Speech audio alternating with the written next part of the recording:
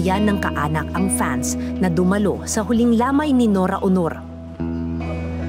Mahaba ang pila ng mga gustong masulyapan siya sa huling pagkakataon.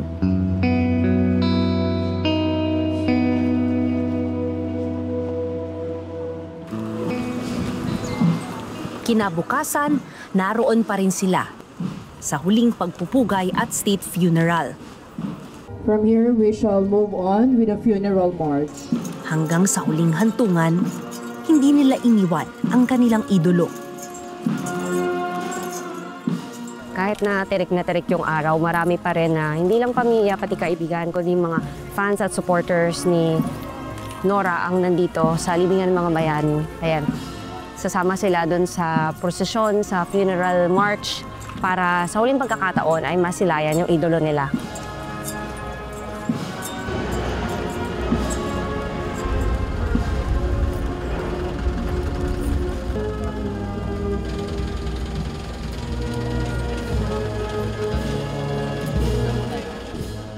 Kumpleto ang mga anak ni Nora, sina Lotlot, Ian, Matet, Kiko at Kenneth. Nakiramay rin ang ilang artista at mga haligi ng Philippine showbiz.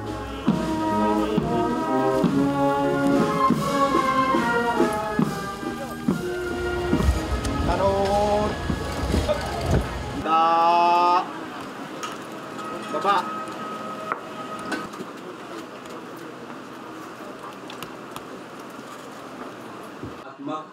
Taimtim ang huling benediksyon.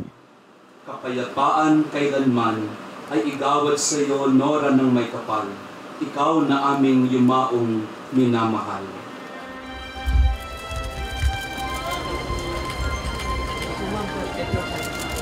Pero nang isasara na ang kabaong ng aktres,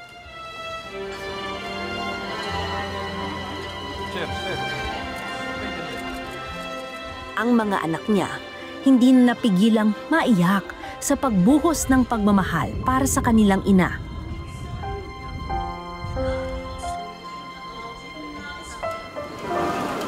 Hindi ko alam kung gaano rin namin po may pagmamahal. Dahil sa pagmamahal nyo na binigay nyo sa mami namin po. Sana po ang naging isang superstar po dahil sa inyong lahat. Nagkaroon ng isang national artist po dahil sa inyong lahat.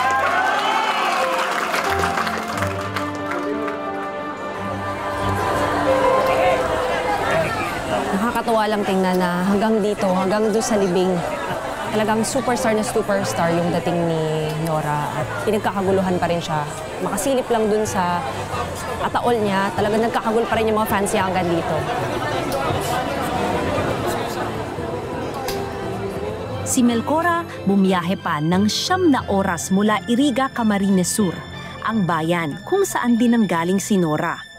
Yung nanay ko pa, yun kasi siya yung lagi ang bawat palabas niya. Siya yung nag-akay sa akin na maging paborito ko rin si Nora hanggang sa ngayon po. Nalaman ko nung patay na nga siya Merkulis Santo kaso di ba ako pwede magbiyahe pabalik.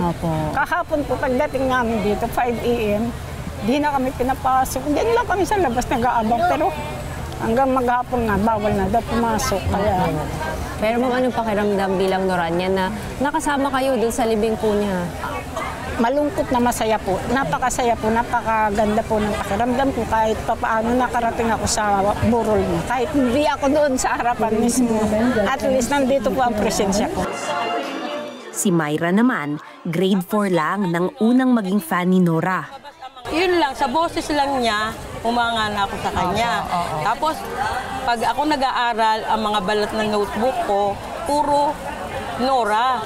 Tumatakas ako sa school para lang makinig ng radyo. Swinerte si Myra dahil nakita niya sa personal si Nora noon at sa ilang pang pagkakataon sa mga susunod na taon. Basta nailawit lang ni Ate Gay yung kamay niya. Eh di tuwan-tuwa ako, siyempre. Pag kamay kong ganon, ay, tatay, ang tatay ko kasi kasama ko. Tatay, ang ano pala ni Ate Gay, mas maputi pa ako, sabi kong ganon. Pero yung amoy niya ng kamay ko, Inamoy ko yung kamay ko, amoy Nora, Nora. Ay, uuwi ako, dadalhin ko itong amoy nung kamay ni Ate Guy. Parang pamilya niyo yung namatay, talagang inubos niyo po yung burol. Oras ko sa kanya. So, talagang love na love ko talaga si Ate Guy. Maraming salamat sa pagtutok sa Eyewitness, mga kapuso. Anong masasabi niyo sa dokumentaryong ito? I-comment na yan at mag-subscribe sa GMA Public Affairs YouTube channel.